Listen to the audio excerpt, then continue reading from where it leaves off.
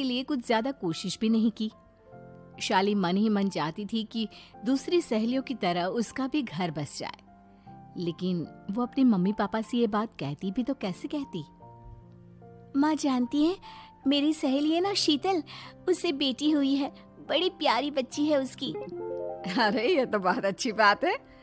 उसकी शादी भी तो 4 साल पहले हो गई थी ना। अब क्या करे बेटा, चाहते हैं तो हम भी यही है कि तुम्हारी शादी हो जाए, लेकिन कोई अच्छा लड़का मिलता ही नहीं। कोई बात नहीं मम्मी पापा, मैं जानती हूँ आप मेरे लिए बहुत अच्छा रिश्ता ढूंढना चाहते हैं, और अभी मेरी इतनी उम्र भी तो नहीं हुई है। अच्छा शालिनी बेटा, क्या है ना, मेरे पास नई साड़ी नहीं है और मुझे किटी पार्टी में जाना था, तो इस महीने तेरी तनख्वाह आ जाए तो एक नई साड़ी दिलवा देना बेटा। और बेटा मेरा मोबाइल भी थोड़ा पुराना हो गया है, 6 महीने से इसी को काम में ले रहा हूँ, एक नया मोबाइल ला देना बेटा। हाँ हाँ मम्मी पापा। और माँ, आप तनख्वाह की चिंता क्यों करती हैं? साड़ी तो मैं आपको कल ही दिलवा दूंगी। और रही बात आपकी मोबाइल की, तो मैं आज शाम को ही ऑफिस से लौटते वक्त ले आऊंगी। अरे भगवान सबको तुम्हारे जैसी बेटी दे, कितना ध्यान रखती है अपने मम्मी पापा का। पापा, आज आप दुकान नहीं जा रहे हैं क्या? वो क्या है ना बेटा, मेरे सर में जरा दर्द हो रहा है, इसलिए आज दुकान जाने का मन नहीं है। पापा दवाई ले लीजिए, और अगर हो सके तो चले जाइए। इस तरह दुकान बंद रहेगी तो ग्राहक आना बंद कर देंगे ना। अरे बेटा तेरे पापा की अब उम्र हो चली है, और तू है ना हमारी कमाऊ बेटी, इतनी अच्छी नौकरी करती है, हमारा ख्याल रखती है, तेरे पापा को चिंता करने की क्या जरूरत भला है? ठीक है पापा, आप अपना ध्यान रखिए, मैं ऑफिस से लौटते वक्त आपका फोन ले आऊंगी। और माँ, आपकी साड़ी हम कल लेकर आएंगी। शालिनी के जाने के बाद क्या करे, शालिनी के लिए सच में कोई लड़का ढूंढकर उसकी शादी करवानी है क्या? अरे पागल हो गई हो क्या? वो शादी करके इस घर से चली गई तो हमारे खाने के लिए पैसे कहाँ से आएंगे? जानती हूँ वैसे भी आपको ना दुकान पर जाने में, काम करने में आलस आता है, अच्छे से पहचानती हूँ आपको। हाँ तो क्या हुआ, बेटी नौकरी करती है, जब बच्चे माँ बाप की कमाई पर मजाक कर सकते हैं, तो क्या माँ बाप बच्चों की कमाई पर थोड़े दिन चैन से जी नहीं सकते? अरे वो तो हम जी रहे हैं ना, देखा ना हमारी बेटी एक ही बार में हमें मोबाइल और साड़ी दिलाने के लिए कैसे फट से तैयार हो गई। एक दिन सरला की एक पड़ोसन अपने भतीजी का रिश्ता लेकर सरला के घर आती है। सरला बहन, ये मेरा भतीजा है प्रशांत, इसके लिए रिश्ता ढूंढ रही थी बहुत दिन से। अचानक से तुम्हारी बेटी का ख्याल आया, इतनी सुंदर और अच्छी नौकरी वाली लड़की है, मुझे तो बहुत पसंद है। अरे तुम्हारे पसंद करने से क्या होता है, मेरी बेटी को भी तो तुम्हारा भतीजा पसंद आना चाहिए ना। हाँ, ऐसे थोड़ी ना कि तुम्हें हमारी लड़की पसंद आ गई और हमने रिश्ता कर दिया। मेरा भतीजा बहुत बड़ी कंपनी में जॉब करता है। अंकल जी, मैंने आपकी बेटी को देखा है और वो मुझे बहुत पसंद है। हाँ तुम्हें तो पसंद है, लेकिन हमें भी तो उससे एक बार पूछना पड़ेगा ना। तो बुलाइए ना शालिनी को, उससे पूछ लेते हैं कहाँ है वो। ऑफिस गई है और उसको आने में अभी देर लगेगी। लेकिन तभी शालिनी ऑफिस से आ गई। ये लीजिए, शालिनी भी आ गई, अब आमने सामने ही बात कर लेते हैं। आओ शालिनी बेटा, इससे मिलो, मेरा भतीजा प्रशांत प्राइवेट कंपनी में अच्छी जॉब करता है।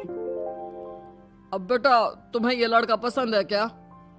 देखो बेटा, सोच समझ कर हाँ करना, तुम्हारे ऊपर कोई जबरदस्ती नहीं है।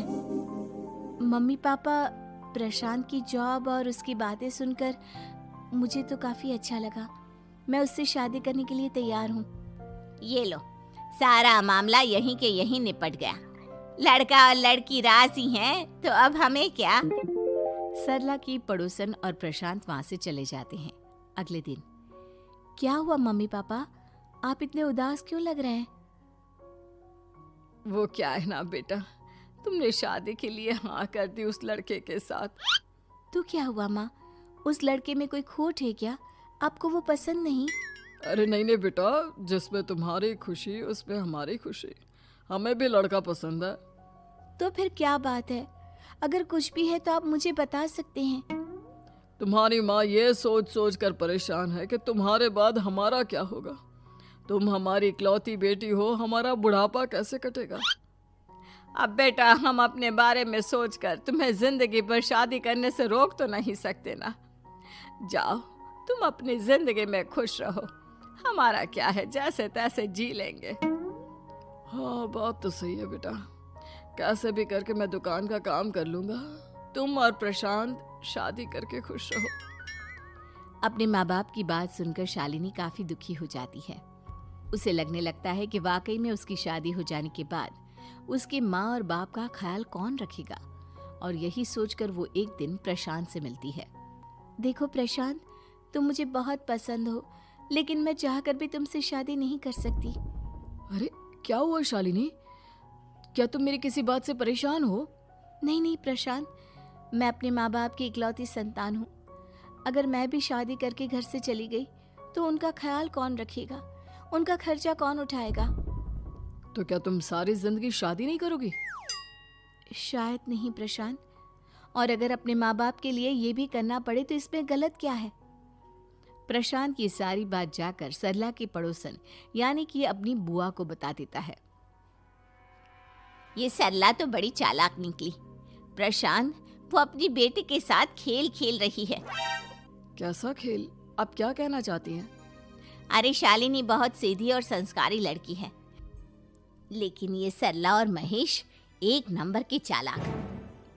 बुआ जी, आपकी बात सही है, लेकिन अपनी बेटी के साथ भला कोई क्यों चालाकी करेगा? वो तो मैं तुझे कल बताऊंगी। तो कल सुबह मेरे साथ शालिनी के घर चलना। और फिर अगले दिन। क्या हुआ सरला बहन, तुम्हारी बेटी ने तो शादी के लिए मना कर दिया। अब पता नहीं बहन जी क्यों मना कर दिया। हम तो चाहते थे कि बेटी की शादी धूमधाम से करें। हमारी तो बहुत इच्छा थी कि शालिनी की शादी प्रशांत के साथ हो जाए, लेकिन अब क्या करें, वही नहीं चाहती। आंटी जी, शादी के बाद मुझे अपने माँ बाप की बहुत चिंता रहेगी। उनका ख्याल कौन रखेगा, और इसलिए मैं प्रशांत तो क्या किसी से भी शादी नहीं करना चाहती। अंधी हो गई हो क्या माँ बाप के प्यार में? पहले जरा अपने माँ बाप से सच तो पूछ लो। कैसा सच? यही सच शालिनी, कि ये तुम्हारे सगे माँ बाप नहीं है और तुम इनके लिए सिर्फ पैसे कमाने का एक जरिया हो। अरे अरे, ये तुम क्या कह रही हो? सच ही तो कह रही हूँ भाई साहब। अब सीधे सीधे अपनी बेटी को अपनी सच्चाई बताओगे या फिर मैं कोई दूसरा तरीका निकालूं? हमें माफ कर दो शालिनी। वो क्या है ना, हमारी कोई औलाद नहीं थी और जब तुम छोटी थी तो हमने तुम्हें गोद ले लिया था। तो इस नाते तो मैं आपकी बेटी ही हुई ना। लेकिन तुम्हें गोद लेने का हमारा सिर्फ एक ही मकसद था कि बड़ी होकर तुम नौकरी करो और हमारे लिए पैसे कमाओ, क्योंकि तुम्हारे पापा को काम करने में बहुत आलस आता है। और ये सच है कि हम ही नहीं चाहते थे कि तुम्हारी कभी भी शादी हो। कोई बात नहीं मम्मी पापा, आपने मुझे गोद लिया, पाल पोस कर बड़ा किया। भले ही उसके पीछे आपका